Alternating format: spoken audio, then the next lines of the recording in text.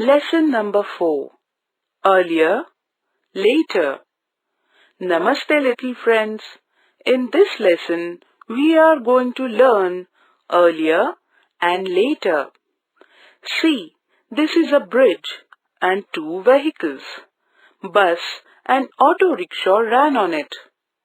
Firstly, who gone?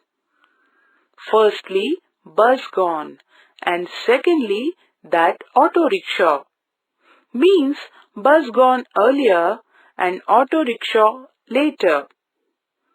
When our mother started making bhakri or roti, she made it earlier and bakes it later.